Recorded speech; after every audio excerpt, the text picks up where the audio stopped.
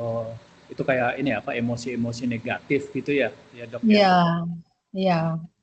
Nah emosi-emosi negatif itu kenapa ya kok eh, banyak gitu di tubuh kita, di diri kita gitu ya.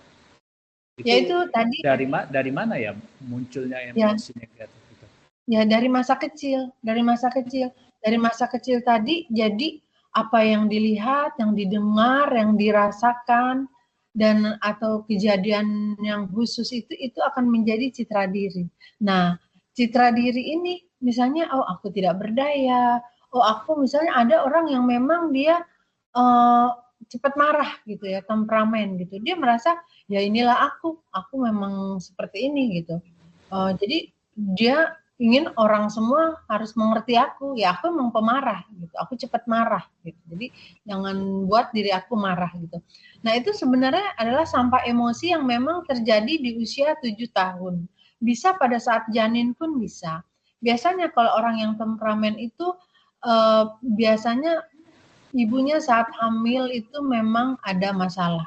Jadi ibunya stres, anaknya jadi ikut. Ikut Itu jadi stres. hubungannya. Jadi itu sangat luar biasa sekali begitu. Karena itu kan kita banyak yang memang ibu-ibu hamil memang kita jaga, nggak boleh stres, dia harus bahagia, dia harus senang, harus senang. Nah itu hubungannya apa? Karena memang untuk janin, jadi untuk psikisnya janin juga nanti arahnya ke sana begitu, Oh, secara emosional. jadi eh, citra diri emosional itu bisa terbentuk bahkan ketika dari kandungan ya, berarti. Bisa, bisa, bisa, bisa, sangat bisa. Ada contoh nggak dok, misalkan gitu ya, apakah ada seorang ibu yang ketika hamil dia stres, terus anaknya stres jadi penakut atau gitu, ada nggak cok? Contoh, pernah nemuin nggak? Ada, iya. Itu tadi contoh. Biasanya paling sering itu yang temperamen. Hmm. Misalnya anak kecil yang temperamen, yang misalnya enggak di, misalnya mau beli mainan, terus enggak dikasih gitu ya. Nah, anaknya guling-gulingan di mall atau di mana gitu. Nah, Nah, di itu udah jalan. kelihatan dia marah, iya. Itu. Misalnya kalau kita orang dewasa gitu ya.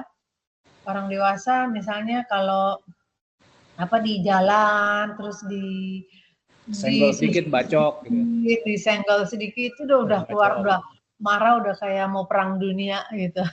Nah, berarti berarti kayak sekarang Iya, nih, kita udah dewasa atau misalnya kayak tuh ada teman-teman mahasiswa gitu ya, yang masih temperamen, suka marah-marah gitu ya.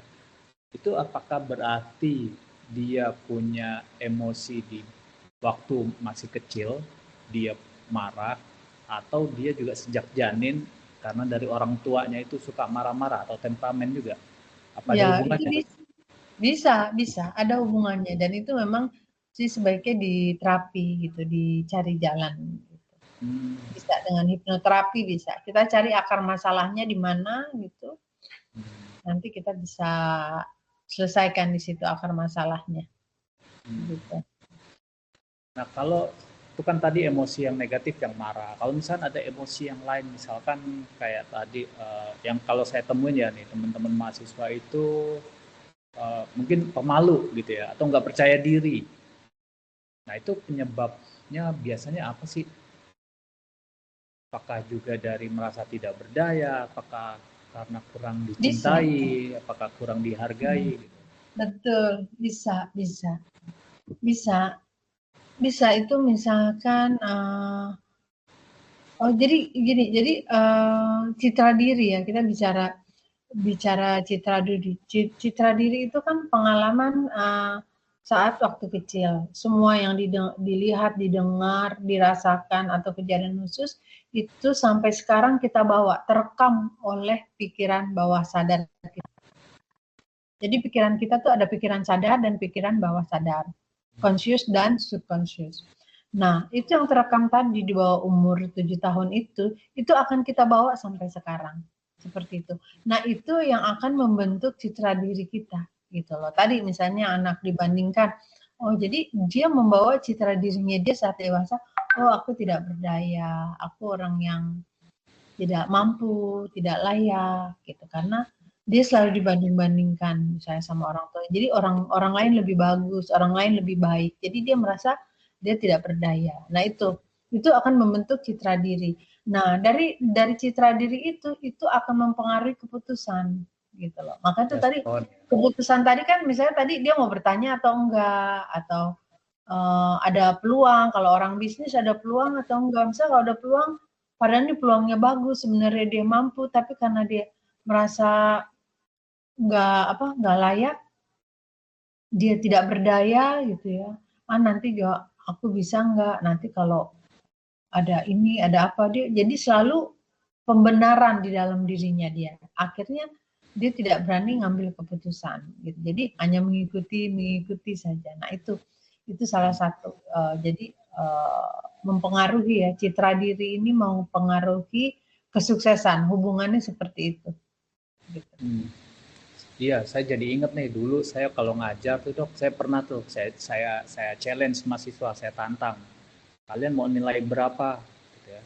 Berani nggak nulis gitu ya.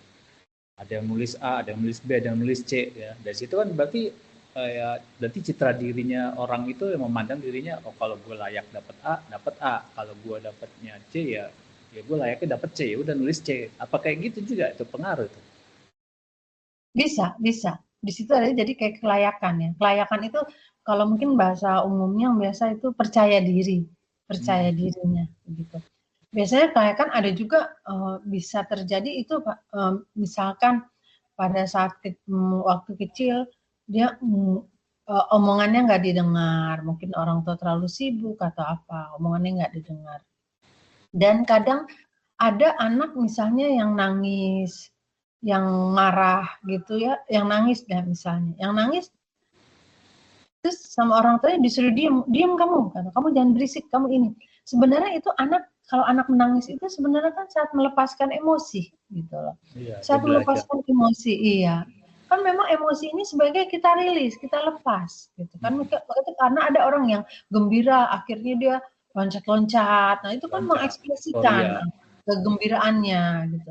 Ya. Orang yang bahagia gitu sampai dia harus excited, dia benar-benar gembira.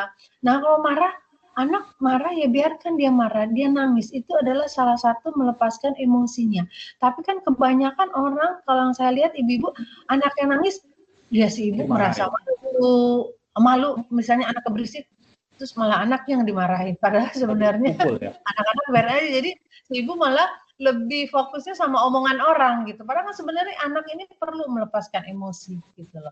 Biarkan dia. Terus kalau enggak kita peluk gitu ya, biar untuk dia merasa nyaman, merasa diperhatikan, merasa dihargai, merasa dicintai gitu. Karena 3 kebutuhan dasar manusia itu adalah diakui. Oh, keberadaannya. Oh, aku ada. Misalnya seorang anak di rumah kalau nggak pernah didengar, nggak pernah diajak main, dia merasa nggak diakui gitu. Mungkin itu bisa bahasa cintanya dia. Ada lagi dicintai. Dicintai kadang ada orang tua yang merasa mencintai anaknya, sudah memberikan semua apa keperluan Uang, anaknya. Tapi kasih si anak merasa sayang. nggak dicintai karena memang bahasa cintanya beda begitu. Terus ada lagi otonom.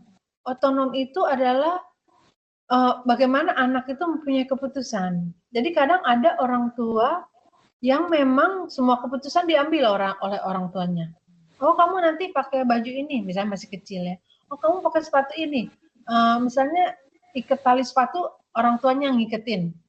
Semuanya tasnya orang tuanya yang bawain. Pokoknya semuanya keputusan orang tua. Jadi akhirnya dia tidak punya otonom. Jadi dia saat dewasa dia nggak punya keputusan, dia bingung.